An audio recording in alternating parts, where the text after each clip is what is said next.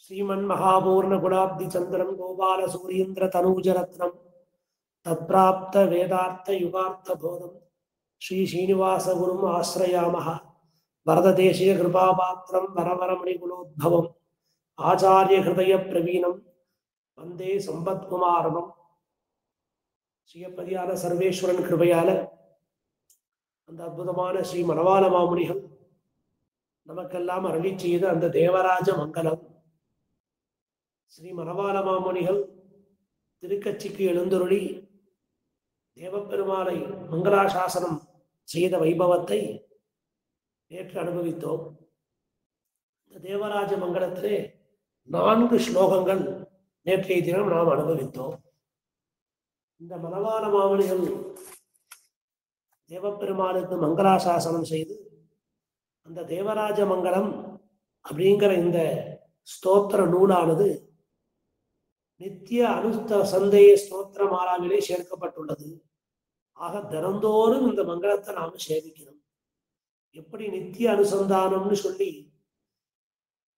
திருப்பல்லாண்டு, திருப்பள்ளி எழுச்சி, திருப்பாவை, கஞ்சனின் செலுத்தாம்பு, பூச்சூடல், காப்பிடல், செண்டியோகு, அமலாதிபிரான், ராமாசூத்தந்தாதி, உபதேசரத்னமாலை எல்லாம் நாம் வைத்துக் கொண்டுள்ளோமோ அதே போல நித்தியம் நாம் அனுசந்திக்க வேண்டிய அந்த ஸ்தோத்திர மாலையிலே இந்த தேவராஜ மங்கலம் ஒரு முக்கியமான இடத்தை பெறுகிறது.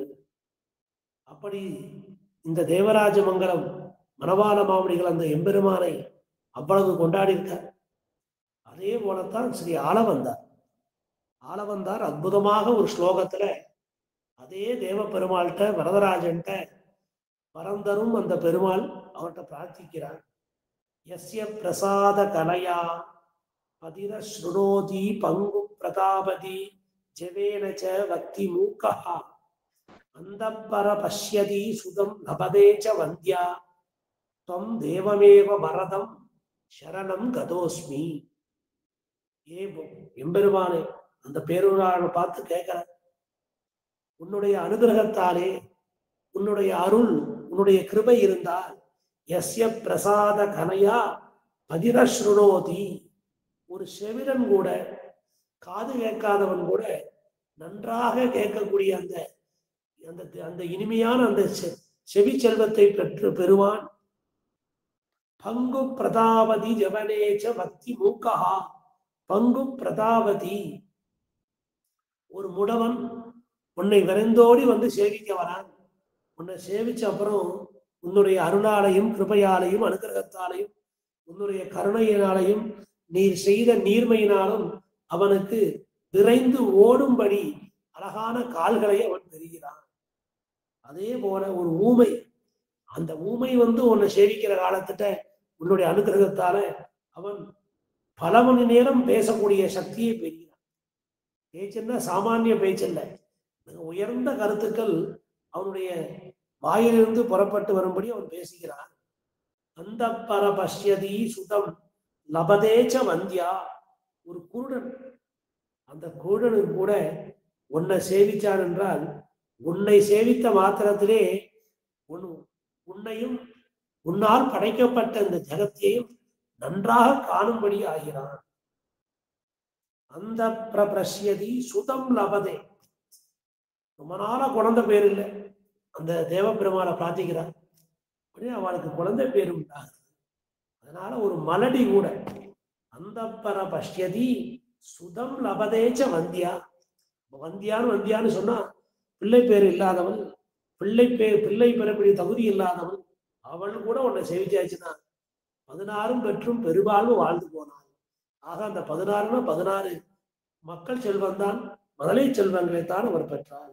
இப்படி அந்த எம்பெருமான் தம் தேவம் ஏவ வரதம் சரணம் கதோஸ்மி, இதையெல்லாம் செய்யக்கூடிய அந்த எம்பெருமான் தேவதேவன், அந்த தேவ பெருமாள், அந்த காஞ்சி பேரராளன் ஒருவனே அப்படிங்கிற அந்த ஸ்லோகத்தை மங்களாசாசனம் செய்ததாக பெரியோர்கள் படைப்பர். இது பெரியவா திருவாக்களை வந்தது. எப்படி அந்த யாதவ பிரகாசன் பக்கலிலே வேதாந்தத்தை பயிலுவதற்காக எம்பெருமானால் இருந்த காலத்துல அவரை இந்த சித்தாந்தத்துக்கு பிரவர்த்தரா ஆக்கணும், எம்பெருமானார் தரிசனம்னு பெயர் வரணும். அதற்காக அந்த தேவப்பெருமானுடைய திருவடியிலே ஆள வந்தார் இந்த ஸ்லோகத்தை சொல்லி அந்த எம்பெருமானை பிரார்த்தித்தார். ஆக நாம இந்த மனவாள மாமிகள் ஸ்லோகத்தை அனுபவித்ததற்கு முன்பாக அந்த ஒரு பெரியவர் அந்த ஆள வந்தார், அந்த யாமுனமுனி அவருடைய மங்களாசாசனத்தை சேர்த்து அனுபவித்தோம். இப்ப 5வது ஸ்லோகம். அத்யாபி சர்வபூதானாம் அபீஷ்டபலதாயினே பிரணதார்த்திஹராயாஸ்து பிரபவே மம மங்களம். அப்ப இந்த 5வது ஸ்லோகத்துல அத்யாபி சர்வ பிரபவே மம மங்களம், அவரை பிரபுன்னு கூப்பிடுறாரு. ஏ பிரபவே, என்னுடைய நாதனே, என் தலைவனே அர்த்தம். தலைவா, நீதான் என்னை ரட்சிக்கணும், நீதான் என் துன்பத்தை போக்கணும், நீதான் என்னை காத்தரணும். அப்ப பிரபு பிரபுன்னு சொன்னா அந்த மகா பிரபு, அமர பிரபு, அது அந்த எம்பெருமானுக்குத்தான் அந்த பிரபு சப்தம் பொருந்தும். அந்த எம்பெருமான் மட்டும்தான் ஒரு சாதாரண கீழ்மகன் குடிமகன் அந்த சேதனன் தொடங்கி இந்திரன் ருத்ரன் பிரம்மா வரைக்கும் அனைவருக்கும் பிரபுவாக விளங்கக்கூடியவன். அதனால இங்க பிரபுங்கிற சப்தத்தை போட்டிருந்தார். அமர பிரபுவாக இருக்கிறான், தேவர்களுக்கெல்லாம் தேவனாக இருக்கிறான். அப்பேற்பட்ட அந்த எம்பெருமான ஹே பிரபோ, ஹே பிரபோ, பிரபவே மங்களம் அப்படின்னு இங்க பல்லாண்டு பாட தொடங்குகிறார். அப்பேற்பட்ட அந்த எம்பெருமான் என்ன பண்றான்? பிரணதார்த்தி ஹராயாஸ்து. அப்ப இந்த ஆசிரியனுக்கு அனிஷ்ட நிவர்த்திகளை எல்லாம் செய்திருக்கிறான். எம்பெருமான்கிட்ட உள்ள உயர்ந்த குணம் என்னன்னா, முதல்ல அனிஷ்ட நிவர்த்தி, அதுக்கப்புறம் இஷ்ட பிராப்தி. ஆக இவனுடைய பாவங்களை நீக்கி கொடுக்கணும். இவனுக்கு என்னென்ன தொந்தரவு இருக்கோ, என்னென்ன கஷ்டங்கள் இருக்கோ, அந்த கஷ்டங்களை எல்லாம் போக்கி கொடுக்கணும். அதற்கப்புறம் அவனுக்கு அவனால எவ்வளவு அவனுடைய சக்திக்கு உட்பட்ட செல்வம், எல்லா செல்வங்களையும் அவனுக்கு கொடுக்கணும். அதனால அனிஷ்ட நிவர்த்தியும் இஷ்ட பிராப்தியுமாக எம்பெருமான் செய்தருடுகிறான். இதை நாம எங்க பார்க்கலாம்? கிருஷ்ணாவதாரத்துல பார்க்கலாம். அனிஷ்ட நிவர்த்தி என்ன? கம்சனை கொன்னது. இஷ்ட பிராப்தி என்ன? தந்தை காலில் விளங்கர வந்து தோன்றிய தோன்றல். அந்த எம்பெருமான் தோன்றினானே தேவகிக்கு, ஏன் தோன்றினான்? தந்தை காலில் விலங்கு அற. ரொம்ப வருஷமா காலில் விலங்கு போட்டு வச்சிருந்தான் கம்சன்.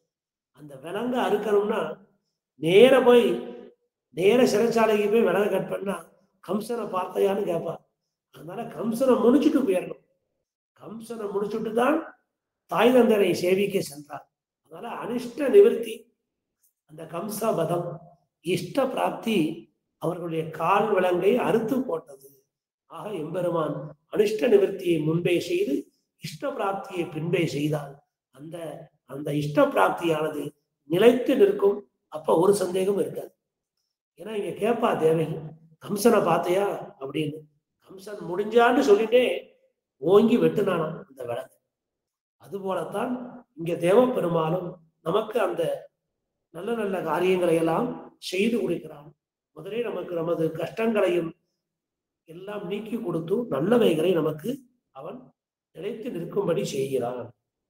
அத்யாபி சர்வபூதானம், ஏதோ நான்முகன் வந்தார், அஸ்வமேத யாகம் பண்ணினார், அதனால வந்துட்டேன்னு நினைக்க வேண்டாம். அது ஒரு வியாஜம்தான். அடியே நீங்க வந்தது சகல பிராணிகளுக்கும் என்னை வந்து எல்லாரும் சேவிக்கணும்.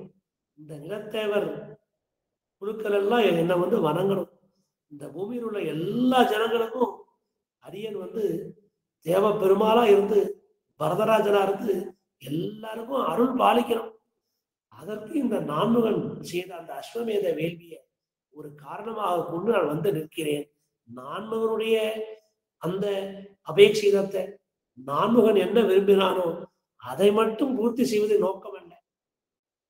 இங்க லோகத்தில் உள்ள அனைவருடைய விருப்பத்தையும் நிறைவு செய்ய வேண்டும். அத்யாபி சர்வபூதான அபிஷ்ட பலதாயினே, இதனுடைய நோக்கமே ஒன்றல்ல, இதனுடைய நோக்கம் பலவாக இருக்கின்றது. அதனால கம்சனை முடிக்கிறது தான் என் நோக்கம் நினைச்சுக்க வேண்டாம். எனக்கு மாலாக்கார தாசருக்கு போகணும், அந்த கூடியோட கூத நிவர்த்தி கொடுக்கணும். கோபிகளோட 12 வருஷம் இருந்துட்டேன். அப்புறம் இந்த மதுரா நகரத்து வாசிகளோட நான் கலந்து பருகணும். அப்புறம் துவாரகைக்கு போகணும்.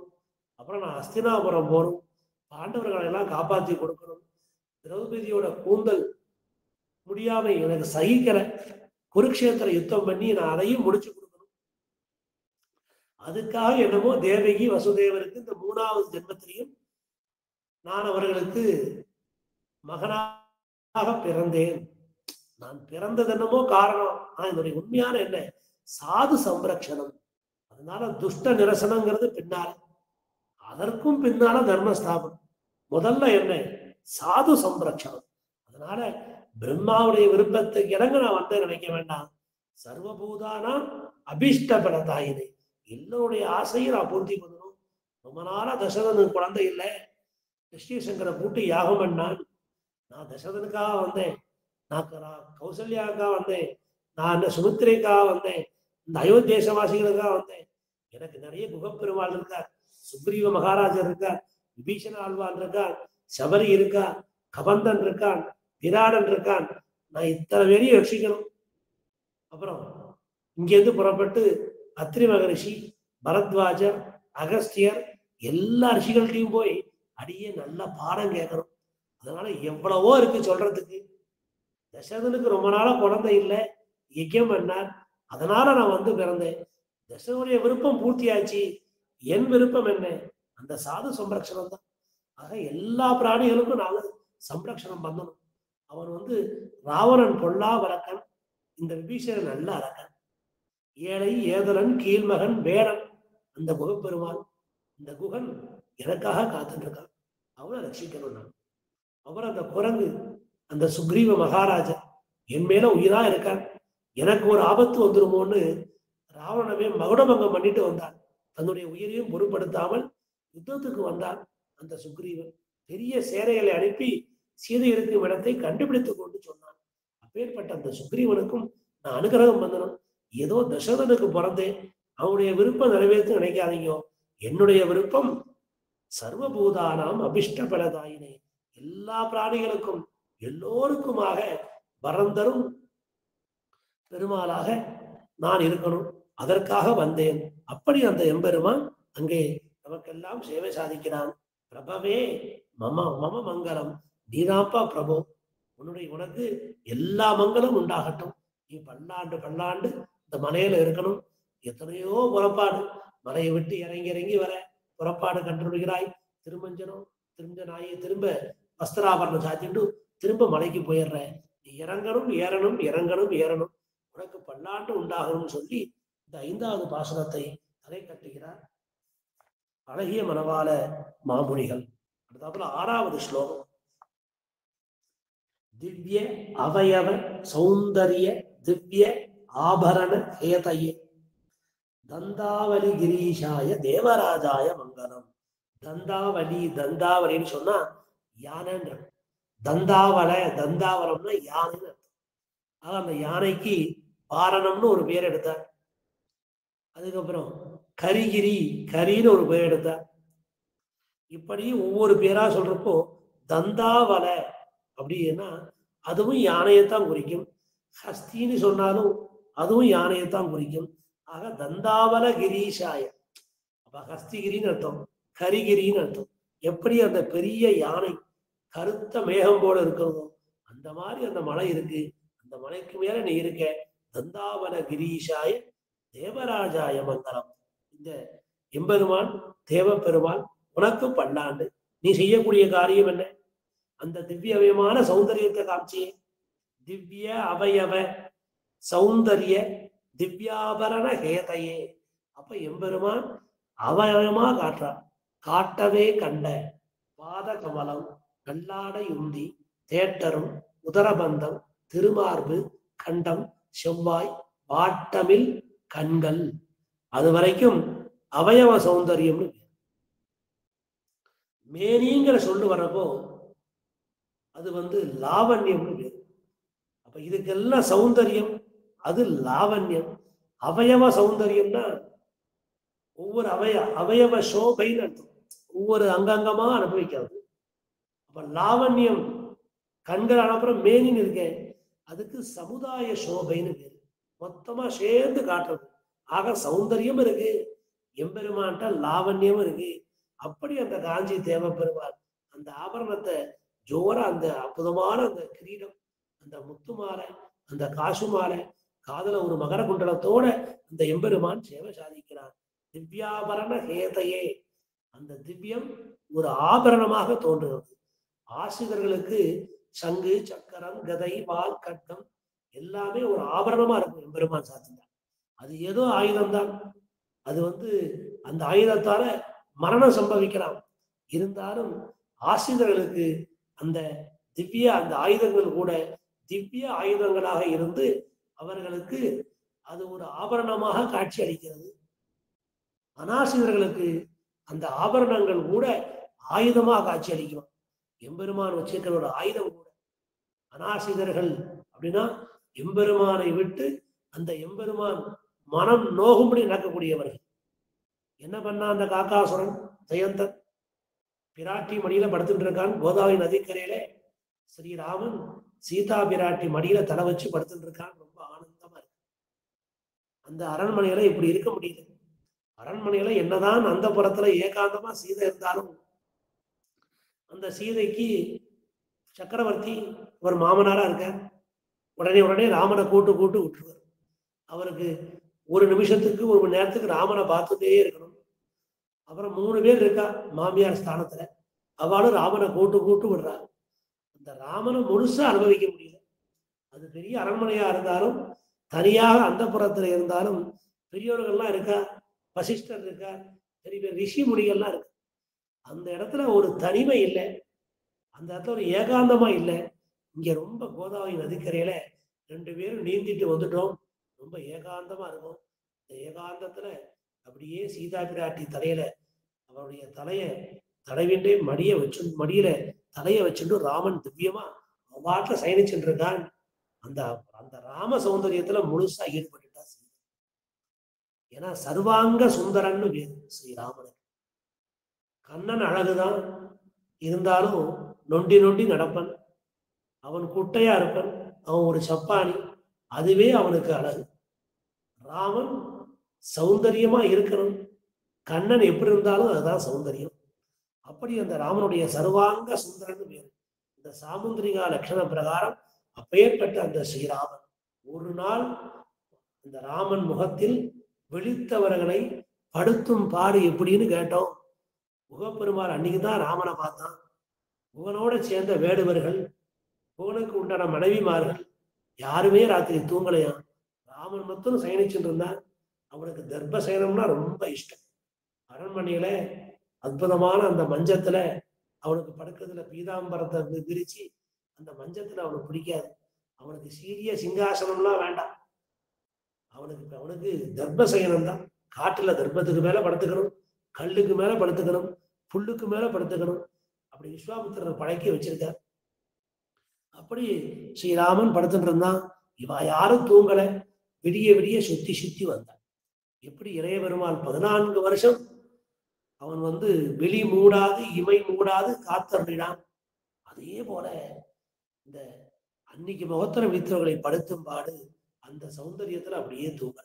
இப்பவே சேவிச்சுட்டு வந்துடுறேன், அப்பவே சேவிச்சு. அதே போலத்தான் இந்த தேவ பெருமாள் ஒரு தடவை சேவிச்சுட்டா போறோம், திரும்ப போய் சேவிக்கலாம்னா கூட்டமா இருக்கு. நின்று சேவிச்சுட்டு வரேன், நான் வரிசையில நிற்கிறேன். எனக்கு அந்த அவயம் அந்த சௌந்தரியம் அப்படி இருக்கு. அதை மாமணிகளுக்கு காமிச்சு கொடுக்குறேன். அப்படி அந்த சர்வாங்க சுந்தரன் அந்த ஸ்ரீராமன் ராத்திரி பூரா பரத்வாஜர் உட்காந்து பேசிட்டு இருப்பார். ராமனை விட்டு பெரிய மனசு இல்லை. ராமா நீ சயனிச்சுக்கோன்னு சொன்ன மனசு இல்லை. விடிய ராமனை பார்த்துட்டே இருக்கணும், கண் இமைக்காம பார்க்கணும் ஸ்ரீராமனை. அப்படி பரத்வாஜர் என்ன, அகஸ்தியர் என்ன, அத்ரி பகவான் என்ன, எல்லோரும் ராமனை விட்டு முடியல. சரி, இவாள்லாம் ரொம்ப வேண்டப்பட்டவா. இருந்தாலும் ராவணன் முதல்ல மேலேந்து பார்த்தானா ராமனை. காகபக்ஷ தரகா அப்படியே முடி ஜடாமுடியை சுத்தின்னு இருக்கான். 10 மாசம் ஆச்சு குளிச்சு. 10 மாசமும் கண்ணீருங்கம்பளையுமா இருந்தான்.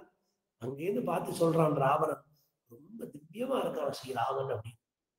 அப்படி மாறிச்சன்னு சொன்னான். அப்பிரமேயோ தேஜகா அப்படின்னு அவன் அப்பிரமேயன் அப்படின்னு மாரிச்சன் கொண்டான். இப்படி எம்பெருமானுடைய சௌந்தரியத்தை, அந்த லாவண்யத்தை, அந்த அவயவ சோபையை, அந்த திவ்ய ஆபரணங்களை, அந்த திவ்யாயுதங்களை எல்லோரும் கொண்டாடுகிறார்கள். அப்பேற்பட்ட அந்த ஸ்ரீராமன் படுத்துட்டு இருந்தானோ படியில. உடனே சீதைக்கு ரொம்ப ஆனந்தத்தோட இருந்தா. அங்கேருந்து வந்தான் காக்காசுரன். அவன் இந்திரனுக்கும் இன்னொரு இது மனைவிக்கும் பிறந்தான். ஒரு சாபத்துல காக்காசுரன் ஆயிட்டான். இந்திராணியோட இருந்தான். அவனுக்கு தான் இந்திரனுக்கு தான் பிறந்தான். இருந்தாலும் அவன் பிறந்த வேலை அவனுக்கு ஏற்பட்ட ஒரு சாபம். அவன் பாதி தேவன் பாதி அசுரனா இருந்தான். உடனே அந்த ஜெயந்தன் நேர வந்து சீதையோட திருமார்பை கொத்தி கிழித்தான். வழியெல்லாம் பொறுத்துண்டா பிராட்டி. அதுல இருந்து ரத்தம் தெரிச்சு ஒண்ணு ரத்தம் வலியறது. கண் முடிச்சுட்டான் ராமன். பக்கத்துல இருந்த புல்லை எடுத்து அதுல பிரம்மாஸ்திரத்தை ஏவிட்டான். அப்புறம் 3 லோகமும் சுத்தினான். யார் வீட்டு கதவும் திறக்கல. திரும்ப வந்து சேனாகதி பண்ணினான். ஆக அந்த அனாசிரிதன், அந்த கெட்டவர்களுக்கு அந்த ஒரு சின்ன புல்லு கூட அஸ்திரமா மாறும். ஆனா ஆசிரியர்களுக்கு அப்பேற்பட்ட அந்த கோதண்டம் என்ன, அந்த ஒவ்வொரு சங்கு சக்கரம் வாள் வில் எல்லாமே ஆபரணமா இருக்கு. அப்பேற்பட்ட அந்த எம்பெருமான் திவ்யாவ சௌந்தரிய திவ்யாபரண ஹேதையே. அப்படி அந்த எம்பெருமான் அந்த ஆபரணங்கள் மேலும் மேலும் அழகு சேர்க்கிறதா அந்த அழகை குறைக்கிறதான்னு கேட்டோம். பார்த்தார் ஸ்ரீ மணவாள மாமுனிகள். இவ்வளவு அற்புதமா சாத்திட்டு இருக்கே, இது எல்லாமே உன் அழகை குறைக்கிறது. அது மட்டும் இல்லை, அந்த ஆபரணங்களுக்கு உன்னால் அழகு வந்தது. ஆக நாம ஒரு புஷ்பத்தை சாத்திக்கிறோம், நாம ஒரு ஆபரணத்தை சாத்திக்கிறோம், நமக்கு தான் அழகு வருது. ஆனால் ஆபரணத்துக்கு அழகு கொடுக்கும் பெருமாள் அப்படின்னு திருவரங்கத்தில் அறையர் தாளம் வர்றார். அப்படி அந்த எம்பெருமான் அந்த ஆபரணங்களுக்கே தன்னுடைய அழகை கொடுக்கும்படி, அந்த ஆபரணங்கள் உயர்ந்து ஜொலிக்கும்படி, அந்த புஷ்பங்கள்லாம் மனம் பெறும்படி செய்கிறான். அப்பேற்பட்ட அந்த எம்பெருமான் அவயவ சௌந்தரியத்தோட இருக்கான். திவ்யமான ஆயுதங்களை பிடிச்சிட்டு இருக்கான். தந்தாவலம்னு சொல்லக்கூடிய அந்த யானை அந்த ஹஸ்தகிரி மேல, அந்த கரிகிரி மேல அந்த தேவபெருமாள் இருக்கிறான். அப்பேற்பட்ட சௌந்தரியத்தோடையும் திவ்ய ஸ்வரூபத்தோடையும் அந்த லாவண்யத்தோடையும் எல்லோரையும் வசீகரப்படுத்துகிறானே அந்த எம்பெருமானுக்கு எல்லா மங்களமும் உண்டாகணும்னு இந்த ஸ்லோகத்துல பிரார்த்தித்துக் கொள்கிறார்கள். அப்படி பிரார்த்திக்கிறார் ஸ்ரீ மணவாள மாமுனிகள். அவரோட சேர்ந்து சிஷ்யாலாம் ரொம்ப ஆனந்தமா அவர் மங்கள ஸ்லோகத்தை சொல்ல சொல்ல அனைவரும் ஆனந்தப்பட்டார்கள். அந்த பாக்கியம் நமக்கு இன்னைக்கு கிடைச்சது. அடுத்த ஸ்லோகம் 7வது ஸ்லோகம். புருஷாய புராணாய புண்ணியகோடி வாசினே புஷ்பிதோ தாரு கல்பத்ரு கவனீயாய மங்களம். கல்பத்ரு துருனா துருமகான விருட்சம்னு அர்த்தம். அந்த மாதிரி துருஹு அப்படின்னா அது ஒரு மரம்னு அர்த்தம். அந்த இடத்துல அந்த எம்பெருமான சொல்றப்போ புஷ்பிதோதார கல்பத்ருமா, கல்பக விருஷங்கிற எம்பெருமானுக்கு கல்ப விருஷம் பிரம்மோத்சவத்துல ஒரு வாகனமா இருக்கு. அந்த கல்ப விருஷத்துல அந்த கல்ப விருஷத்துக்கு எம்பெருமான் வரான். ஜோரா தங்கத்துல பண்ணி வச்சிருக்கா திருமலையில சீனிவாச பெருமான். அந்த எம்பெருமானே ஒரு கல்பக விருஷம் தானே. இங்க தேவ பெருமாள கல்ப விருஷங்கிறார். கேட்டதெல்லாம் கொடுக்குறியே. அப்பேற்பட்ட அந்த எம்பெருமான் அவனே ஒரு கல்ப விருட்சம். இருந்தாலும் அந்த எம்பெருமான் அந்த கல்ப விருட்ச அந்த வாகனத்துல நமக்கெல்லாம் எழுந்தருளி சேவை சாதிக்கிறான். அவர் யாரு? அந்த எம்பெருமான் யாரு? அவன் கல்ப விருட்சத்துல வரான். ஆனா அவனே கற்பக மரமா இருக்கு. எம்பெருமானே கல்பக மரம் இருந்தாலும் அவனுக்கு ஒரு வாகனம் கல்ப விருட்சம். அப்பேற்பட்ட அந்த எம்பெருமான் யாரு? புருஷாய புராணாய. அவன்தான் புருஷன். புராணத்திலே சொல்லப்பட்ட புருஷன். விஷ்ணு புராணத்துல காண்பிக்கப்பட்ட அந்த புருஷன், பாகவத புராணத்துல காண்பிக்கப்பட்ட அந்த புருஷன், நிருசிம்ம புராணத்துல காமிக்கப்பட்ட அந்த புருஷன். அவன் புருஷாய புராணாய. ரொம்ப அனாதியா இருக்கான். மிக மிக தொன்மை வாய்ந்தது. அவனுக்கு வருஷமே கிடையாது. நாராயணன் பிறந்தான் வேத வாக்கியமே கிடையாது. தசரதனுக்கு பிள்ளையாக ராமன் பிறந்தான். வசுதேவருக்கு பிள்ளையாக வந்தான் கண்ணன். அதே போல அத்ரி அவளுக்கு பிள்ளையாக, இப்படி ஒவ்வொரு ரிஷிகளுக்கும் மொழிகளுக்கும் சக்கரவர்த்திகளுக்கும் அவன் பிள்ளையாக வந்தான். நந்தகோபன் குமரன் அந்த அவதாரத்துல சொல்றோம் நாராயணன் பிறந்தாங்கிற வசனமே இல்லை. ஆனால் பிரம்மா உண்டானான்னு வசனம் இருக்கு. நாராயணாத் பிரம்மோ ஜாயதே, நாராயணாத் ருத்ரோ ஜாயதே, நாராயணாத் இந்திரோ ஜாயதே.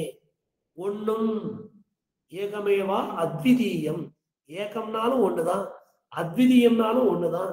ஏகம் சதேவ சௌமிய இதமக்ரம் ஆசீத், ஏகமேக அத்விதீயம். ஒன்றும் உலகத்துல ஒன்னே ஒண்ணுதான் இருந்தது. அந்த அந்த அந்த பிரம்மம் காரண பிரம்மம், அது காரியமா ஆச்சு. ஒன்னும் தேவும் உலகும் உயிரும் மற்றும் யாதுமில்லா அண்ணு. ஆக ஒன்னும் தேவும் உலகும் உயிரும் மற்றும் யாதுமில்லா அண்ணு நான்முகன் தன்னோடு தேவர் உலகோடு உயிர் படைத்தான். ஆக அந்த எம்பெருமான் தான் புருஷாய புராணாய. அப்ப அந்த புருஷ சப்தம் அவனுக்கு மட்டும்தான் சேரும், அந்த புராண சப்தம் அவனுக்கு மட்டும்தான் பொருந்துறது. அவன் அனாதிகாலமா இருக்கான். அவன் நேத்திக்கு இருந்தான், இன்னைக்கு இருப்பான், நாளைக்கு இருப்பான். அதே போல அந்த ஜீவன் அவனுக்கு மட்டும் இல்ல, நித்தியத்துவம் எனக்கும் உண்டு. நானும் நேத்திக்கு இருந்தேன், இன்னைக்கு இருக்கேன், நாளைக்கு இருக்க போறேன். இந்த சரீரம் எனக்கு வேறுபடும். இதுக்கு முன்னால எத்தனையோ ஜென்மங்கள்ல மனுஷ சரீரம் கிடைச்சதோ தெரியாது. நான் மிருக சரீரத்திலேயோ பக்ஷி சரீரத்திலேயோ இருந்திருக்கலாம். ஆனா இப்ப இந்த மனுஷ சரீரம் கிடைச்சிருக்கு. அதுல இந்த தேவராஜ மங்கலத்தை நாம் அனுபவிச்சுட்டு இருக்கோம்னா அதை விட பாக்கியம் என்ன இருக்கு? நாளைக்கு நான் இருக்க போறேன். இந்த இந்த சரீரம் போயிடும், ஆனா இந்த ஆத்மா நித்தியமா இருக்கு. எம்பெருமான் அனாதியாக எல்லா காலத்திலையும் இருக்கிறான். புருஷாய புராணாய புண்ணிய கோடி வாசினே. அப்பேற்பட்ட அந்த எம்பெருமான் அந்த புண்ணிய கோடி விமானத்துக்கு கீழே இருக்கான். அப்ப எப்பேற்பட்ட புண்ணியம் பாருங்க நமக்கு. புண்ணியம்னா என்ன? சுகிருதம்னு அர்த்தம். எம்பெருமானுடைய திருவுள்ள உகப்புக்கு சேர நாம அவனுக்கு கைங்கரியம் பண்றோம், மங்களாசாசனம் பண்றோம். இந்த ஸ்லோகத்தை விடாம சேவிக்கணும். புருஷாய புராணாய புண்ணிய கோடி வாசினி. புருஷாய சொல்லி சொல்லி சொல்லின்னா இருக்கும். அந்த பரம புருஷன் நம்ம வீட்டு வாசல்ல நிற்பன், எட்டி எட்டி பார்ப்பேன். ஐயோ அற்புதமா சொல்றாரு. நமக்கு ஒரு காலத்துல அடைய மனவாளவாணி நமக்கு மங்களாசாசனம் பண்ண ஸ்லோகம் ஆச்சேன்னு அந்த புண்ணிய கோடி விமானத்துல ஒரு உருவை வச்சுட்டு இன்னொரு உருவுல நம்ம நம்ம வீட்டு வாசலை நம்ம எங்க செய்கிறோமோ அங்க நிற்பன். ஒருத்தி மகனாய் பிறந்து ஓரிரவில் ஒளித்தி மகனாய் ஒளித்து வளர. இங்க ஒளித்து வளர வேண்டாம், நேர நிற்பன். அப்பேற்பட்ட அந்த எம்பெருமான் ரொம்ப அனாதி சித்த புருஷனா இருக்கான். அவன் சித்த புருஷன், ரொம்ப அனாதியா இருக்கான். விமானத்துக்கு கீழே எழுந்திருக்கலாம். புண்ணிய கோடி விமானத்துக்கு கீழே ஒரு கல்பக வருஷம் போல இருக்கு அந்த எம்பெருமான். புஷ்பிதோதார கல்பத்ரு கமனீயாய மங்கலம். ரொம்ப ஸ்பிரகணீயமா இருக்கான். எல்லோரும் விரும்பும்படி இருக்கான்.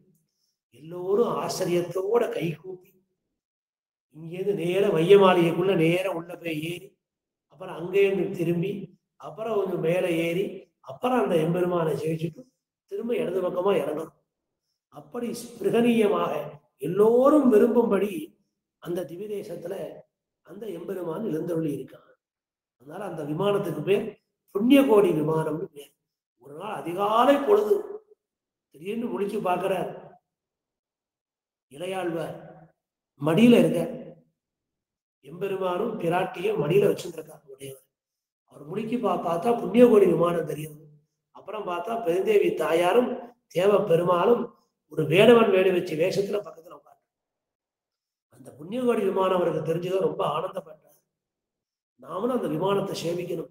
ராஜகோபுரம் எப்ப தெரியும், அப்புறம் ரங்காரங்கா கோபுர வாசலுக்கு எப்ப போக போறோம் அதை தெரிஞ்சுக்கணும். திருமலை எப்பனுக்கு போறோம், கீழேந்தே சேவிக்கணும். கீழே போன உடனே பெரிய கிரீடன் விமானம் கோதண்டராமர் சன்னதி அப்படியே போகணும். இது எப்ப விமான சேவையாகும் போகணும். அப்படி அந்த புண்ணிய கோடி விமானம் எல்லோருக்கும் எல்லா கஷ்டத்தையும் நிவர்த்தி பண்ணக்கூடிய அந்த புண்ணிய கோடி விமானம். அது கீழே எம்பெருமான் அற்புதமாக எழுந்தருளி இருக்கிறான்.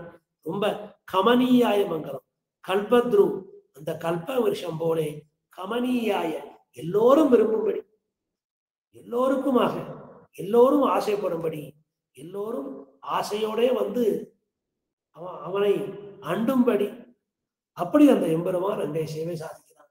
அந்த எம்பெருமானுக்கு எல்லா மங்களமும் உண்டாகும் சொல்லி இந்த 7வது ஸ்லோகத்துல நமக்கு அற்புதமான விஷயங்களை எல்லாம் அருளி செய்கிறார் ஸ்ரீ மணவாள மாமுனிகள். இப்போ 8வது ஸ்லோகம். காஞ்சனாச்சல சிங்காக்ர காலமேகானுசாரினே சுவர்ணாம்சாவதம் சாய சுரராஜாய மங்களம். அங்க தேவராஜன்னு சொன்னார், கல்பத்ருன்னு சொன்னார், பிரபவேன்னு சொன்னார். இங்க சுரராஜன். சுரனா தேவர்கள். தேவர்களுக்கு சுர அப்படின்னு பேரு. அப்போ அந்த தேவர்களுக்கு எதிரிகள் பகைவர்களுக்கு அசுரர்கள் பேரு. இவன் சுரராஜனா இருக்கான். எம்பெருமான் சுரராஜன். அசுரர்களுக்கு அவன் சத்ருவா இருக்கான், தேவர்களுக்கு ராஜனாக இருக்கிறான். அந்த தேவர்களுக்கு எல்லா விதமான உதவிகளை செய்யும் பொருட்டு பல்வேறு அவதாரங்களை செய்து வருகிறான். எப்படி ஒரு ராஜாவானவன், ஒரு மன்னனானவன் தன்னுடைய பிரஜைகளுடைய குறைகளை எல்லாம் கேட்டு அவற்றை நிவர்த்தி செய்கிறானோ, அதே போல இந்த எம்பெருமானும் சுரராஜனாக இருக்கிறான். தேவர்களுக்கு என்னென்ன கஷ்டம் வருமோ அந்த கஷ்டத்தை எல்லாம் நீக்கி கொடுக்க தன்னைத்தானே வந்து பிறந்து அவதாரங்களை செய்து அந்த ராவணனை முடித்து, கம்சனை முடித்து, சிசுபானை முடித்து, ஜராசந்தனையும் முடித்து, ஹிரண்யாக்ஷன், ஹிரண்யகசிபு எல்லோரையும் முடிக்கிறானே. யாருக்காக? இந்த தேவர்களுக்காக. அந்த சுரர்கள் அவர்களுக்கு ராஜனாக இருக்கான். அந்த சுரராஜாய மங்களம். அப்பேற்பட்டவன் யாரு? சுபர்ணாம்சா வதம்சாய. சுபர்ணம், சுபர்ணான்னா அது பெரிய திருவடியை குறிக்கும். சுபர்ணாகா. பர்ணம்னா இலை, பர்ணம்னா சிறகு. அந்த பர்ணம் சுபர்ணாகா அழகிய இறகினை உடையவன். இறகுன்னு சொல்லலாம், சிறகுன்னு சொல்லலாம். அந்த அழகிய இறகு தங்கம் போல ஜொலிக்குமா. சுபர்ணாம்சா வதம்சாய. அப்படி அந்த கருடாழ்வார் அந்த பெரிய திருவடி எப்போதும் தயாரா இருக்கான். எம்பெருமான சுமந்துன்னு சொல்லக்கூடியவன வந்தான். எம்பெருமான் சங்கல்பிச்சா போறோம், உடனே நிப்பன், பெருமாள் உட்கார்ந்து பிரயாணப்படலாம். அதனால கருட வாகனத்துவம் எம்பெருமானுக்கு சொல்லப்பட்ட அந்த ஒரு பெரிய பரபிரம்மத்துக்கே உண்டான அசாதாரணமான அடையாளம். ஒரு சின்னம் என்னன்னா அது கருட வாகனத்துவம். சுபர்ணாம்சா வதம்சாய. காஞ்சனாச்சல சிருங்காகிர. காஞ்சன அச்சல. எதுக்கே சொன்னேன், அச்சலம்னா மலை, அத்ரினா மலை, காஞ்சனாச்சலம் பொன்மலையா இருக்கு. காசினின் பறவை ஊர்ந்து பொன்மலையின் மீமிசை கார்புகில் போல் காசினிலேந்தே கதிர்முடியானேன்னு ஆழ்வார் பாசம். அப்படி அந்த எம்பெருமான் அத்தியூரான் புள்ளையூர்வான் என்பது போல அந்த பொன்மலை, அந்த பொன்மலைக்கு மேல அந்த பொன் போன்ற அந்த சிறகு, அந்த 2 சிறகையும் விரிச்சுட்டு வரான். அதற்கு மேல தேவப்பெருமான் உட்கார்ந்துட்டு எழுந்தருளி, அது மேல அவர் எழுந்தருளி அற்புதமா ஒரு திவ்யமான அந்த ஒரு பெரிய மலையிலிருந்து ஒரு சூரியன் உதித்தார் போலே அந்த கேடனுக்கு மேல உதிச்சுட்டு வரார். அதனால வையங்கண்ட வைகாசி உற்சவம்னு சொல்லுவா பெரியவர். இந்த வைகாசி கிருட சேவை பார்க்கறதுக்கு எத்தனை கூட்டம் அலைமோதுகிறது. அப்ப கிருட சேவை, குடையழகு, இது எல்லாம் காஞ்சிபுரத்துக்கு தானே. 2 குடையை மாத்தின்னு அப்படி சேவை சாதிக்கிறார். தொட்டையார் சேவை, பெரிய கற்பூர சேவை. அப்படி காசினை பறவை ஊர்ந்து பொன்மிலையின் மீமசை கார்முகில் போல் காசினி வேந்தே கதிர்முடியானேன்னு இந்த நம்மாழ்வாருடைய பண்டை நாளாலே பாசனம். அந்த திருவாமையில் வரக்கூடிய அந்த பாசனம், அந்த 9ஆம் பத்து, அந்த 2ஆம் திருவாய்மொழியில அதை மனசுல வச்சுட்டுதான் காஞ்சனாச்சல சிங்காகிர காலமேகானு சாரினே. எம்பெருமான் பெரிய காலமேகத்தை போல இருக்கான்.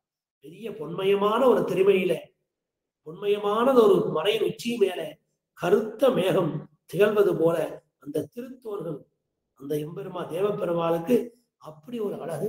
அந்த திருத்தோள்கள், தோல் கண்டார் தோலே கண்டார். அப்படி அந்த பல்லாண்டு வாழும்போது வல்லாண்ட திந்தோல் மணிவண்ணா, வல்லாண்ட திந்தோல் மணிவண்ணா உன் சேவடி செவ்வி திருக்காப்புன்னு அந்த தோள்களுக்கு முதல்ல பல்லாண்டு பாட்டு.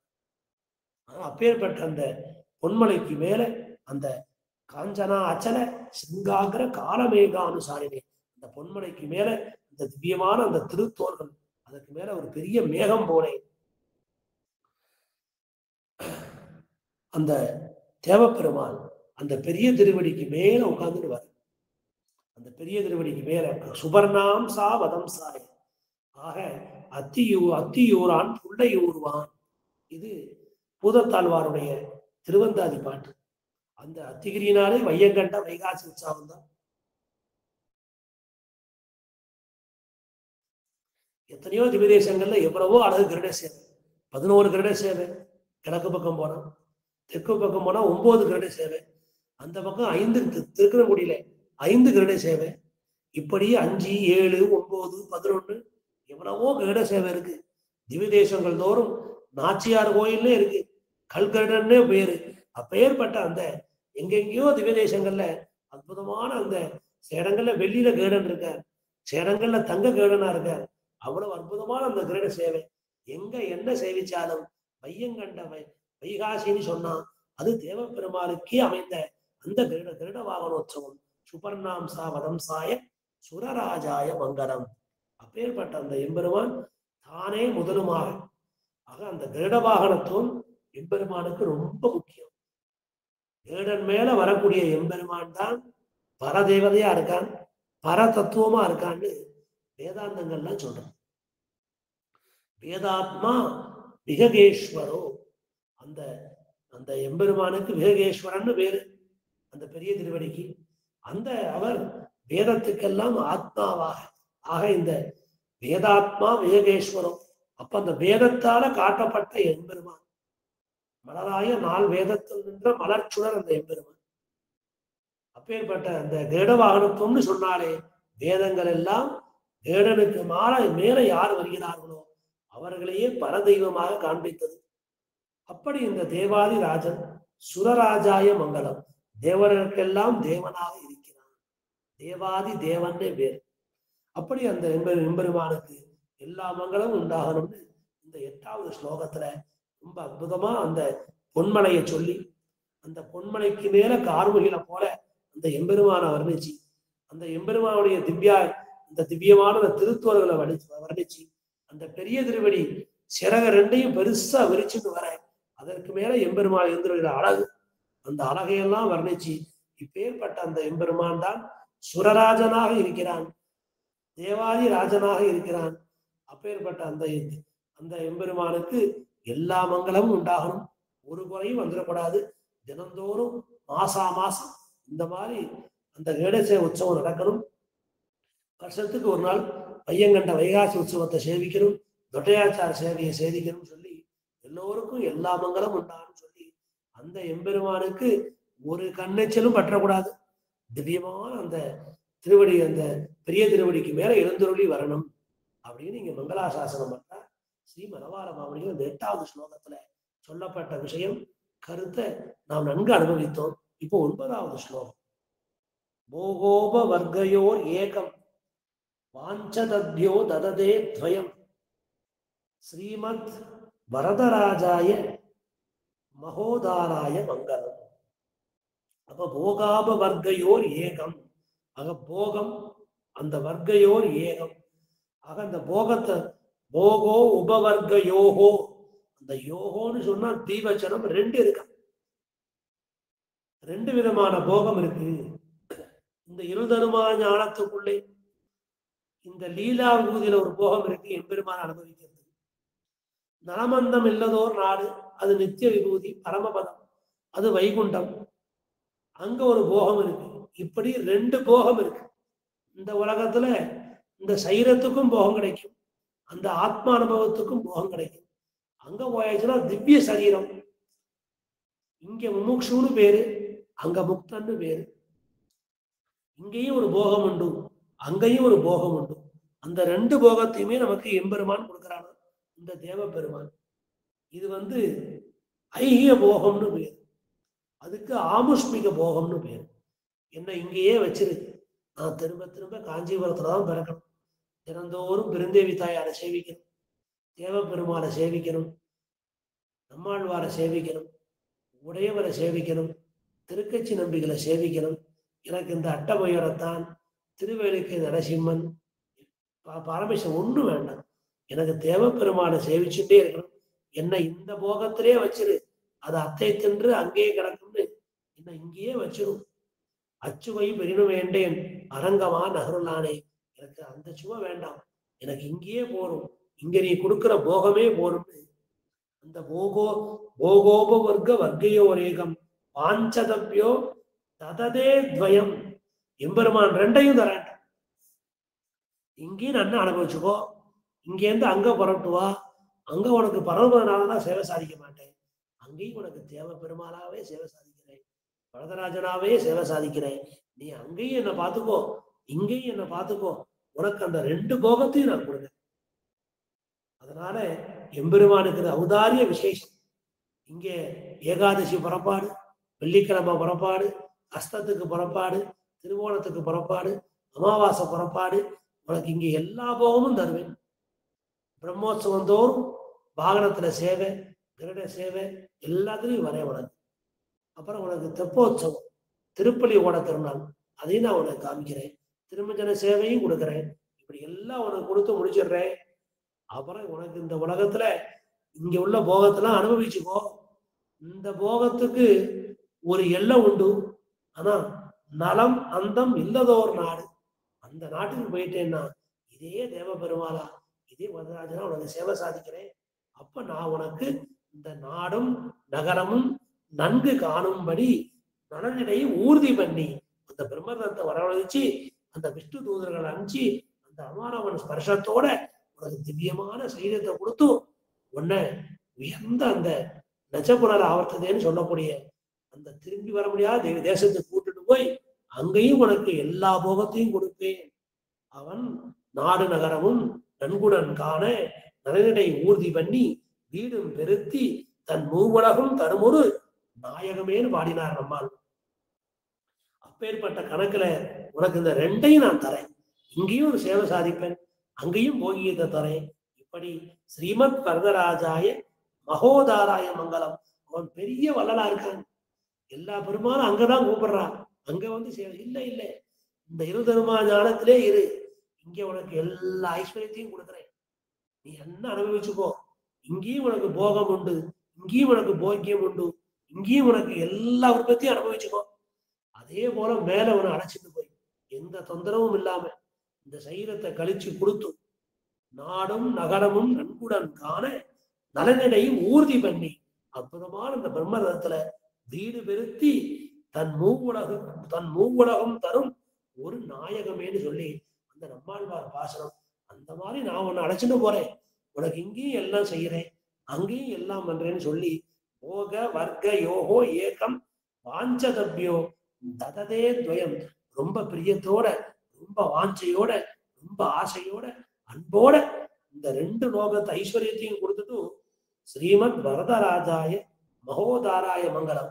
ஒரு பெரிய வள்ளல் பெரும்பு சொல்றது போல அந்த அப்பேற்பட்ட அந்த வள்ளல் மிகப்பெரிய வள்ளலாக அந்த எம்பெருமான் இருக்கிறான்னு சொல்லி அந்த எம்பெருமானுக்கு பல்லாண்டு பாடுகிறார் இந்த 10வது ஸ்லோகத்துல. அப்புறம் 11வது ஸ்லோகம். மதங்கஜாத்ரி துங்காக்ர சிங்க சிங்கார வர்ஷ்மனே மகாகிருபாய மத்ரக்ஷா தீக்ஷிதாயாஸ்து மங்கலம்.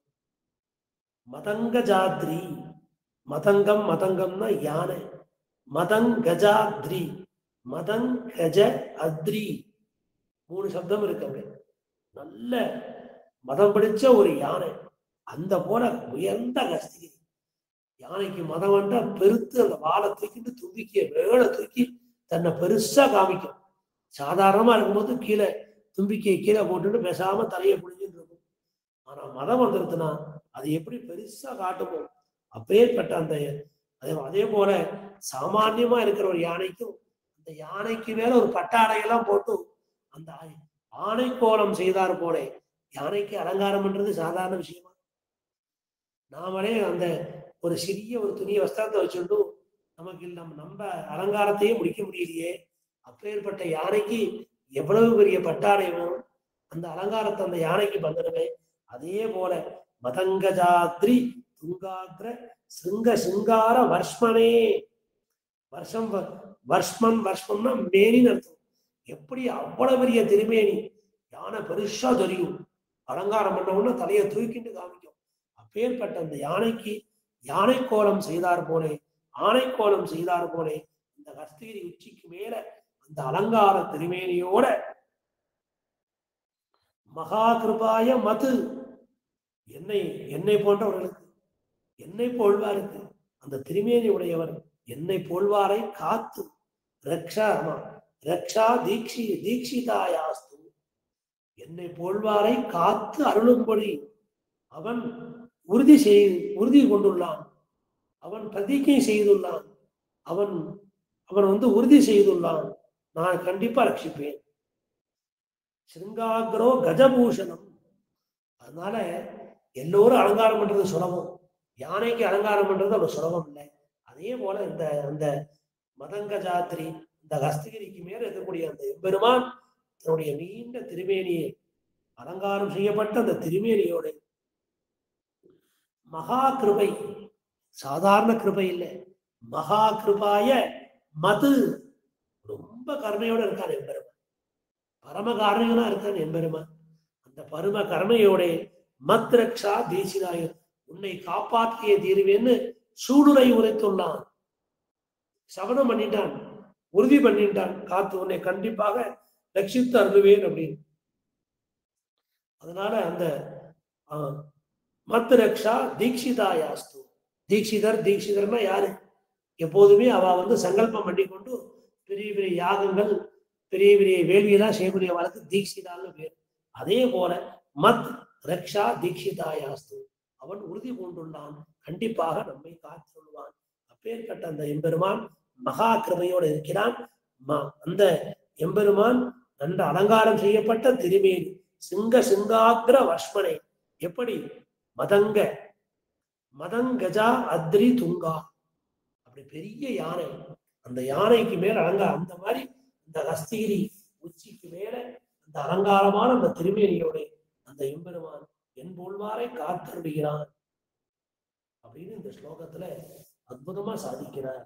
ஆக எப்படி ஒரு யானைக்கு யானை கோலம் செய்தார் போல எப்படி அந்த யானைக்கு ஒரு பூஷணமும் அதே போல அந்த ஹஸ்தகிரிக்கு ஒரு ஆபரணமாக இருக்கிறான் அந்த எம்பெருமான் அப்படின்னு இந்த இடத்துல உபமானத்தோட அந்த உபமேயத்தையும் சேர்த்து அனுபவிக்கிறார் ஸ்ரீ மணவாள மாமுனிகள்.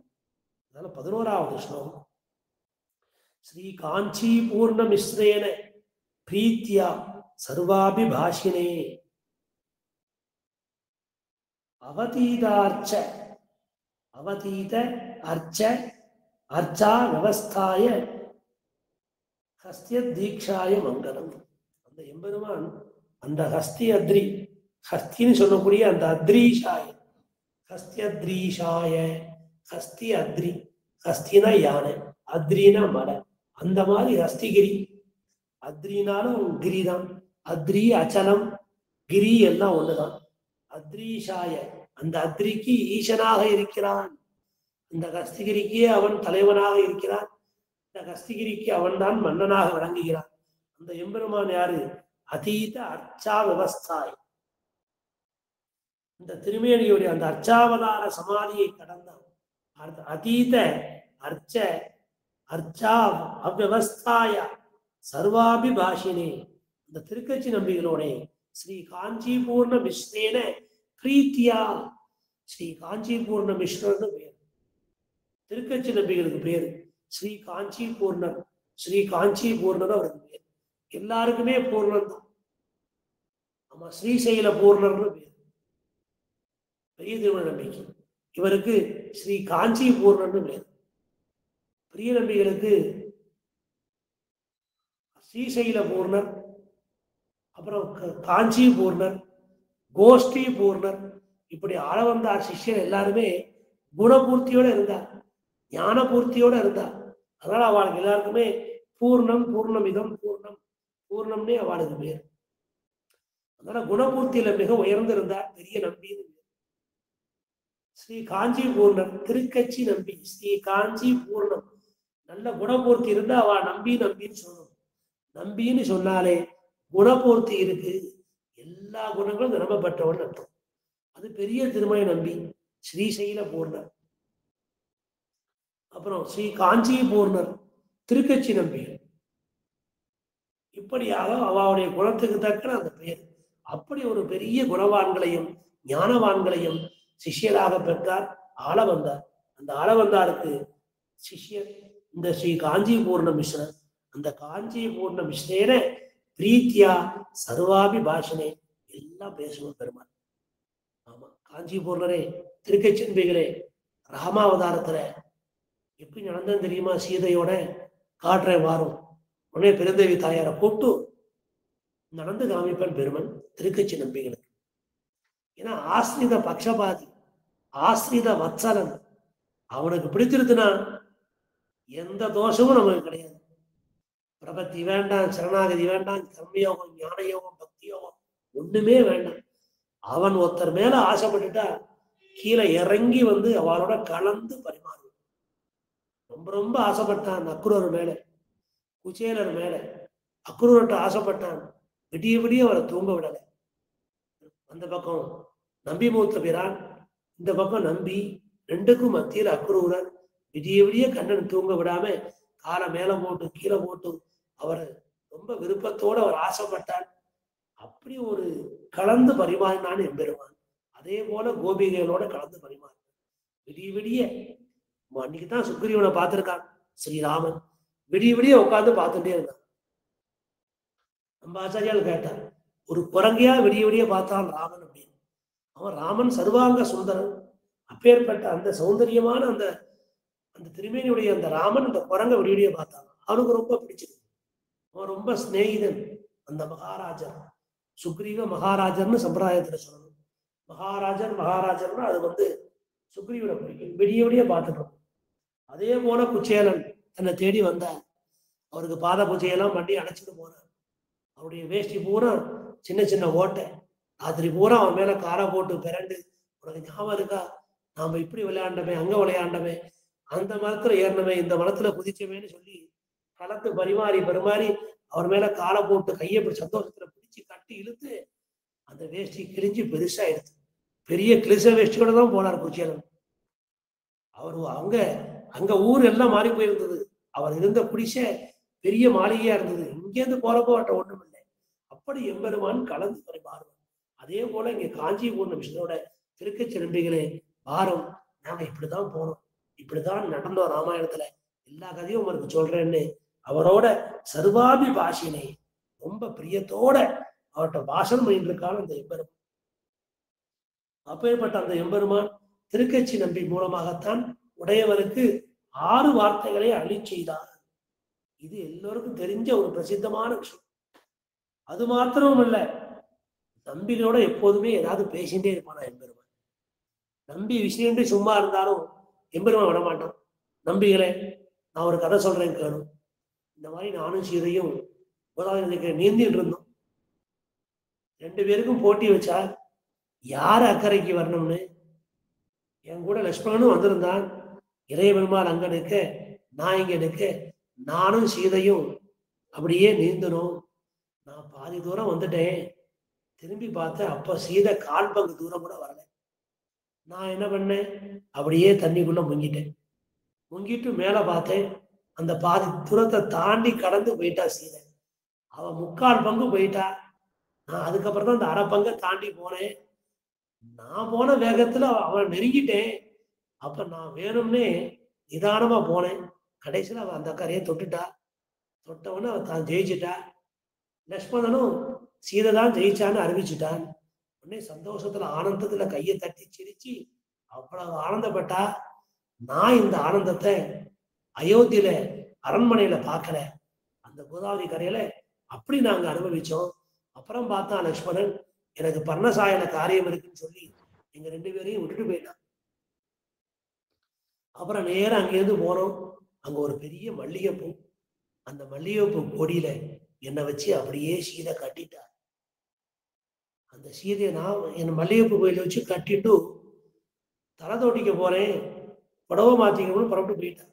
வஸ்திரம் மாத்திக்கணும். அந்த மல்லிகை கோயிலை நான் அப்படியே கட்டுண்டு இருந்தேன். போனவ வரவே இல்லை. சாயங்காலம் ஆயிடுத்து. உடனே கேட்டானா, மதினியாரே, அண்ணா அண்ணன் வரலையே, நீங்க எங்க விட்டுட்டு வந்தேன்னு கேட்டார் இளைய பெருமாள். உடனே சீதைக்கு ஞாபகம் வந்தது, ஓடியே போனான். ஏறாமா இப்படி கட்டுண்டு இருக்கியே, இது மல்லிகை கொடிதானே, இரும்பு சங்கிலி இல்லையே, லேசா உடம்பு அசைச்சாலே அந்த மல்லிகை கொடி வென்றுமே வந்துடலாம். இல்லை, கட்டினது நீ. உங்கள்கிட்ட அந்த ஆனந்தத்தை பார்த்தேன். அயோத்தியில அரண்மனையில பார்க்காத ஆனந்தத்தை, ஜனகபுரியில உடைய திருமுகத்துல பார்க்காத அந்த ஆனந்தத்தையும் மகிழ்ச்சி இங்க பார்த்தேன். அந்த மகிழ்ச்சியோட நீ கட்டிட்ட. இது ஒரு பெரிய அடையாளம். இத சுந்தரகாண்டத்துல பிராட்டிக்கு அனுமன் சொல்றான், இந்த மாதிரி ஒண்ணு நடந்ததுன்னு எங்கிட்ட ராமன் சொன்னான் அப்படின்னு. அந்த அடையாளம் வால்மீகி மகரிஷி பாடின ராமாயணத்துல பெரியாழ்வார் பாசனத்துல இருக்கு. அப்படி நம்பிகளே, நான் பல விஷயங்களை ரிஷிகளுக்கு காமிச்சு கொடுக்கல, ரிஷிகளுக்கு சொல்லல. ஆனா இந்த ஆழ்வார்கள்ட்டையும் உன்னை போன்ற ஆச்சாரியர்கள்ட்டையும் நான் ஒன்றும் மறைக்க மாட்டேன், எல்லாத்தையும் உங்கள்கிட்ட சொல்றேன்னு சொல்லி மேற்கொண்டு நானும் சீதையும் எங்க எப்படி எப்படி ஆனந்தமா இருந்தோம். அந்த பர்ணசாலைக்குள்ள நாங்க 2 பேர் ஏகாந்தமா பேசிக்கிறோம், ஏகாந்தமா அமரணும், ஏகாந்தமா படுத்துக்கிறோம்னே. அந்த பர்ணசாலைக்குள்ள எங்களுக்கு தனியா ஒரு உள்ளு கட்டி கொடுத்தார் இளைய பெருமாள்னு சொல்லி. இப்படி அந்த கிருஷ்ணாவதாரத்துல அந்த சம்பவம் என்ன, நான் ராமனா என்ன பண்ணேன், எல்லா விஷயத்தையும் நம்பிகள்கிட்ட ஆனந்தமா பேசக்கூடியவன். சர்வ அபிபாஷினே அதீத அர்ச்சா விவஸ்தாய, நான் அர்ச்சையில பேச மாட்டேன். சபதம் எடுத்திருக்கான்னு எம்பெருமான். பெரிய இந்திரனுக்காக ஒரு விழா எடுத்தார்கள். கோபிகையெல்லாம் சேர்ந்து, கோபிமாரெல்லாம் சேர்ந்து இந்திரனுக்காக விழா எடுத்தார்கள். வருஷந்தோறும் மாதம் மும்மாறி மழை பெய்யணும், பசுக்களுக்கு நல்ல பசும் புல் கிடைக்கணும், நல்ல பால் சுரக்கணும், தயிர், மோர், பால், நெய், சமுத்திரம் நிறைய வரணும். அதனால நான் இந்திரனுக்கு விழா எடுக்கிறோம், இந்திரன் தான் மலையை கொடுக்குறான்னு சொல்லி இந்திர விழாக்காக எல்லாம் தயார் பண்ணி எடுத்துட்டு போயிட்டான்.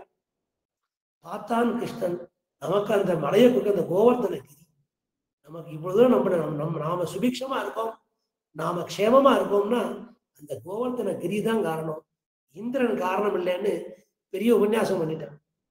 அது மட்டும் இல்லை, இவா கொண்டு போன பக்ஷணம், பணியாரம், தனிக்கு அழுதுபடியெல்லாம் உட்கார்ந்து ஒருவனே சாப்பிட ஆரம்பித்தான். எல்லாரும் கேட்டானா, சின்ன கண்ணா, எங்களுக்கு பகிர்ந்து கொடுத்துட்டு சாப்பிடுவியே, எங்களுக்கு ஊட்டி விட்டுட்டு சாப்பிடுவியே, ஒத்தையில அள்ளி அள்ளி போட்டுக்கிறியே, எங்களுக்கு ஒரு துண்டு அப்பெல்லாம் கொடுக்க மாட்டியா? கொடுக்க மாட்டேன். இல்லை இல்லை, இது தேவதாந்தரம், இது இந்திரனுக்காக சமைக்கப்பட்ட உணவு. இந்த தேவதாந்தரம் பிரசாதத்தை உங்களுக்கு நான் ஒருபோதும் கொடுக்க மாட்டேன். நான் அர்ச்சாமூர்த்தியாக வருகின்ற காலத்திலே வாய் திறந்து வார்த்தை சொல்ல மாட்டேன். நீங்கள் செய்யக்கூடிய அந்த ஆராதனத்தை, அந்த பூஜையை, அந்த வழிபாட்டை நான் ஏற்றுக்கொள்வேன். நீங்கள் படைத்த அந்த பிரசாதத்தை நான் வெறுமன கண்டு அருள பண்ணுவேன். நான் வெறுமன கண்ணாலதான் பார்ப்பேன், கையால தொடவே மாட்டேன். அந்த முழு பிரசாதமும் உங்களுக்கு தான். அர்ச்சேன, இது விபவம், இது தேவதாந்திர பிரசாதம், உங்களுக்கு தரமாட்டேன்னு சொல்லி முழுமையும் கண்ணனை சாப்பிட்டான்னு பெரியாழ்வார் பாசவத்தை அற்புதமா காமிக்கிறார். அதே போலத்தான் இந்த அர்ச்சைய, அந்த அர்ச்ச சமாதியை குறைச்சுட்டு அந்த காஞ்சிபூர்ண மிஸ்ரன்னு சொல்லக்கூடிய அந்த திருக்கட்சி நம்பிகளுடைய வார்த்தாலாபம் செய்தான் இந்த எம்பெருமான். ஆக அதீத அர்ச்சா விவஸ்தாய அஸ்தியத்ரீஷாய மங்களம். இந்த கஸ்திகிரிக்கு மேல இருக்கான் அப்பேற்பட்ட இந்த எம்பெருமான், அவன்தான் தலைவனாக இருக்கிறான். அப்பேற்பட்ட அந்த எம்பெருமானுக்கு எல்லா மங்களமும் உண்டாகணும் சொல்லி இந்த 11வது ஸ்லோகத்துல அற்புதமா காட்டார். மேற்கொண்டு 12, 13 2 ஸ்லோகம் இருக்கு. ரெண்டையும் ஒரு 10 நிமிஷத்துல சொல்லி முடிச்சார். அஸ்து ஸ்ரீ சனகஸ்தூரி வாசனா வாசிதோரசே ஸ்ரீகஸ்தி கிரிநாதாய தேவராஜாய மங்களம். இது தினந்தோறும் சொல்றோம். இந்த மங்களம் இந்த 13 ஸ்லோகத்தையும் சொல்லணும் தினந்தோறும். அப்படி சொல்ல முடியாதவா இந்த ஸ்லோகத்தையா சொல்லணும். அஸ்து ஸ்ரீ ஸ்தன கஸ்தூரி வாசனா வாசதோரசே ஸ்ரீகஸ்தி கிரிநாதாய தேவராஜாய மங்களம். இது எப்படின்னா, ஸ்ரீஸ்தன கஸ்தூரி, எப்படி கொங்கை மேல் குங்குமத்தின் குழம்பலையை புகுந்து ஒரு நாள் தங்கு மேல் எண்ணாவி தங்குமென்று உரையீரேன்னு ஆண்டாள் பிரார்த்திச்சுட்டான் ஆட்சியார். அதே போலத்தான் இந்த பெரிய விராட்டியார் அனவரதமும் பெருந்தேவி தாயார் அனவரதமும் அந்த தேவப்பெருமாள் திருமார்போட அணைந்து இருக்கிறாள். அப்படி தேவப்பெருமாள் அணைந்து இருக்கிறாள். அவனுடைய திருமுனை தளத்திலே சாத்தின கஸ்தூரி காப்பின் நறுமணம். அஸ்து ஸ்ரீ ஸ்தன கஸ்தூரி. ஆக அந்த நாரீனாம் உத்தமோ வதுகுன்னு பேரு. நாரீனாம் அந்த பெண்களுக்குள்ளே மிக உயர்ந்தவள், பெரிய உத்தமி அந்த பெரிய பிராட்டியார், அந்த பெருந்தேவி தாயார். அவனுடைய அந்த ஸ்தனத்துல, அந்த திருமார்புல கஸ்தூரி திலகம் சாத்தப்பட்டிருக்கு. அந்த சாத்தப்பட்ட அந்த கஸ்தூரி காப்பு இருக்கே, அத அவன் எம்பெருமான் அந்த திருமார்போட சேர்த்து அணைக்கிறார். அப்படி அணைக்கிற காலத்துல அந்த கஸ்தூரி காப்போட நறுமணம், அந்த திருமண தத்துவ நறுமணம், அந்த அந்த பெரிய பிராட்டியார் அணைக்கிற காலத்துல அவனுடைய திருமலை தத்துவமான கஸ்தூரி காப்பு நறுமணம் அந்த எம்பெருமான் திருமார்பையும் அலங்கரிச்சது. ஆக எம்பெருமானுக்கு திருமுகத்துல கஸ்தூரி காப்பு சாத்தி வச்சிருக்கோம். அதே போல திருமார்புல அந்த கஸ்தூரி காப்பு வாசனா வாசிதோரசே ஸ்ரீகஸ்தி கிரிநாதாய தேவராஜாய மங்கலம். ஆக கொங்கை மேல் குங்குமத்தின் குளம்படிய புகுந்து ஒரு நாள் தங்குமேல் என்னாவி தங்கும் என்று உரைகிறேன் அப்படின்னு இந்த நாரைய கூட்டு சொல்றா. அந்த எம்பெருமான் இருக்கான் என்னுடைய கொங்கை மேல. நான் அப்பிண்ணை பிராட்டி, நான் அந்த நந்தகோபனுக்கு உறவு. ஆத்துல பெரிய சமர்த்தி, பாலும் தயிர் நெல்லு சமர்த்தி இருக்கு. அந்த சமர்த்தியில என்னுடைய ஸ்தனத்துக்கு மேல குங்குமப்பூ, அந்த கேசரியை அரைச்சி தடவிட்டு இருக்கேன். அது நல்ல அந்த அது அப்பேற்பட்ட அந்த கேசரி தவிர என் திருமார்பு, அந்த மார்போட அந்த கண்ணனை அணைச்சிக்க சொல்லுவோம். அவன் அணைச்சிக்கும் பொழுது ஏன் மார்பும் அவன் மார்பும் ஒண்ணு சேரும். அப்படி சேர்ற காலத்துல என்னுடைய மார்புல உள்ள அந்த குங்குமப்பூ, அந்த குளம்பலிய குங்குமத்தின் குளம்பலிய புகுந்து ஒரு நாள் தங்குவேன். அந்த அந்த குங்குமப்பூ அவன் மேல தங்கணும். அப்பதான் என்னுடைய ஆவியும் படைச்சிடும். அதை போய் சொல்லுவோம். இப்படி அந்த எம்பெருமானுக்காகவே என் கொங்கை கிளர்ந்து குவைத்து முதுகலித்து இருக்கு.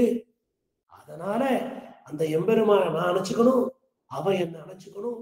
அந்த நெருக்கமான அணைப்புல என் மேல உள்ள குங்கும குழம்பு அவன் மேல பட்டு அது அற்புதமான மனத்தை கொடுக்கும். அந்த மனம் வந்தாத்தான் என் ஆவி தங்கும்னு ஆண்டாள் பார்த்துச்சா. அதே போலத்தான் இந்த பெரிய பிராட்டியார் அந்த திருமார்புல இருந்து, எம்பெருமான் திருமார்புல இருந்து அந்த மார்பை அணைக்கிற காலத்துல அந்த அஸ்து செய்த கஸ்தூரி வாசனா வாசிதோரசேன்னு அனுபவிச்சா. இதே அனுபவத்தை தேசியனுக்கும் கொடுத்துள்ளார் அந்த எம்பெருமான். விஸ்வரூபத்துல போய் பெருமாளை செவிக்க போறமே, அப்ப என்ன விசேஷம்னு கேட்டோம். இந்த பெருந்தேவி தாயார் எம்பெருமான் தேவாதிராஜனை மடியில போட்டு இந்த கையை அவனுடைய கழுத்துல வச்சு அணைச்சுக்கலாம். அப்படி அணைச்சிக்கிற காலத்துல அந்த கழுத்துக்கு கீழே அந்த மார்புக்கு மேல அந்த வளையலை அணைச்சிட்டு இருக்கும் போது அந்த கையில் உள்ள வளையல்கள்லாம் அந்த மேல பட்டு அந்த தடம் அப்படியே இருக்குமா. காலங்காத்தால விஸ்வரூபத்துக்கு முன்னால 2 பேரும் பிரிஞ்சு போயிருவா. அப்புறம் க்ஷீர அபிஷேகம் பண்ணி திரை எடுத்து விஸ்வரூப ஆரத்தி காமிப்பார் அர்ச்சகர் சுவாமி. அப்ப கொஞ்ச நேரம் அந்த தடம் இருக்குமா. அந்த பெரிய பிராட்டியோட சங்கு தங்கு முன்கை நங்கை. சங்குன்னா வளையல்னு வேறு. எம்பெருமான் கையில இருக்குது பாஞ்சசன்யம், அதுக்கு சங்குன்னு வேறு.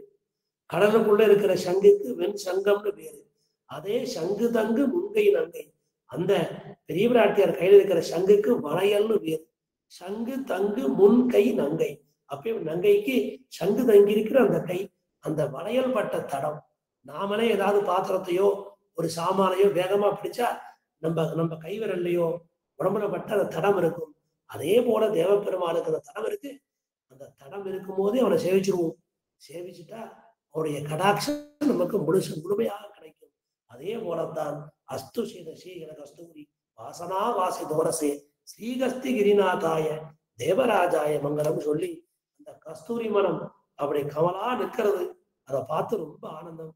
அப்பேற்பட்ட இந்த திருமார்பை உடையவரான அந்த ஸ்ரீ கஸ்திகிரிநாதருக்கு பல்லாண்டுன்னு பாடுறா. மங்களாசாசன பறை மதாச்சாரிய புரோமைகி சர்வைஷ்ட பூர்வைகி ஆச்சாரியைகி சத்கிருதாயாஸ்து மங்கலம். அதனால பல்லாண்டு பல்லாண்டு பல்லாயிரத்தாண்டு பல கோடி 100,000 சொன்னார பெரியாழ்வார். சூழ்ந்திருந்தேத்துவர் பல்லாண்டு, சூழ்ந்திருந்தேத்துவர் பல்லாண்டு. இந்த பெரியாழ்வார் இங்க மதுரை மாநகரத்து வீதியில இப்பவும் அந்த உற்சவம் நடக்கிறது. சித்திரை மாசம் அந்த உற்சவம் நடக்கிறது. ஒரு மாசத்துல உற்சவம் உண்டு. இப்ப அதே வீதிக்கு வர, அப்ப வீதி விஸ்தாரமா இருந்தது. இப்ப அந்த வீதிக்கு 2 பக்கமும் ஜவுளி கடை. ஒரு ஜவுளி கடை வாசல்ல இந்த உற்சவம் நடக்கிறது. அப்படி பல்லாண்டு பாடினாரே, சூழ்ந்திருந்து ஏத்துவர் பல்லாண்டேனாரே. அவர் பரமபதத்துக்கு போய் என்ன செய்வார்னு கேட்டோம். பெரியவாச்சாமில் எழுதி வச்சார். அங்க போய் அவர் பல்லாண்டு தான் பாடிட்டு இருக்கார். பெரிய ஆழ்வாருக்கு இங்கேயும் பல்லாண்டு தான். பரமபதத்துக்கு போனா அங்கேயும் பல்லாண்டு தான் பாடுவார். சூழ்ந்திருந்து ஏத்துவர் பல்லாண்டே.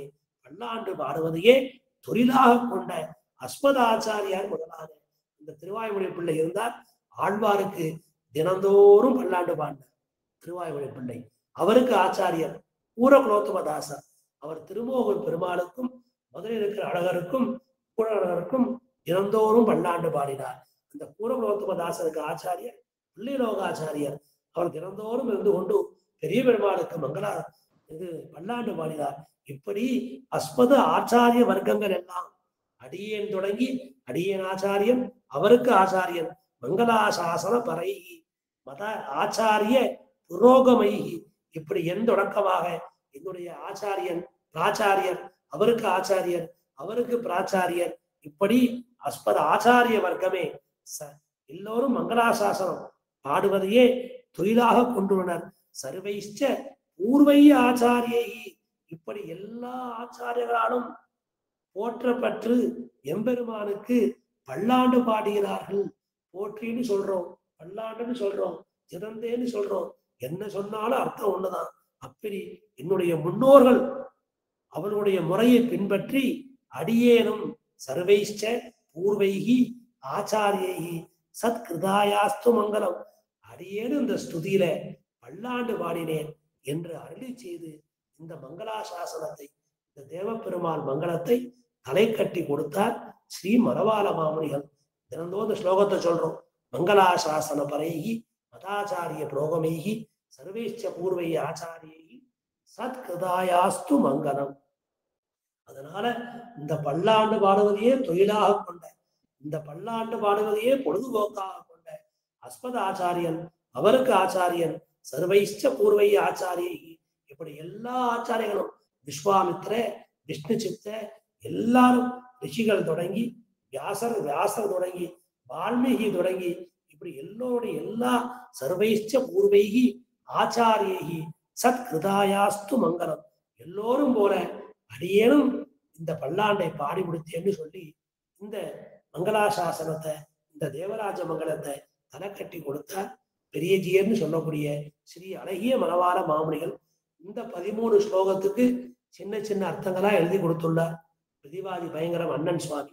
அந்த அர்த்தத்தை வச்சுண்டு மேற்கொண்டு சில விஷயங்களை சேர்த்து, அது இந்த ஸ்லோகத்துக்கு பொருந்தியும் இருக்கலாம், பொருந்தாமையும் இருக்கலாம். இருந்தால் 2-3 விஷயங்களை சேர்த்து சொல்லி இந்த தேவராஜ மங்களம் இந்த துதி நூலை இந்த கோஷ்டியார் முன்னே அடியே நேத்திக்கு இன்னைக்குமா விண்ணப்பிச்சு இந்த 13 பாசுரத்தையும் யதாமதி யதாவகாசம் உங்களுக்கு தெரியப்படுத்தினேன். இதுல ஏதாவது கடுகு போல ஒரு நல்ல விஷயம் இருந்தால் எடுத்துக்கணும். மன போல இருக்கிற அந்த சில தோஷங்களை எல்லாம் மனசுல வச்சுக்க வேண்டாம்னு சொல்லி க்ஷமிக்க பிரார்த்தித்து அமைகிறேன். மங்களாசாசன பரைகி மதாச்சாரிய புரோகமைகி சர்வைஷ்ட பூர்வை ஆச்சாரியி சத்கிருதாயாஸ்து மங்களம். ஸ்ரீமதே ராமானுஜாய நமः.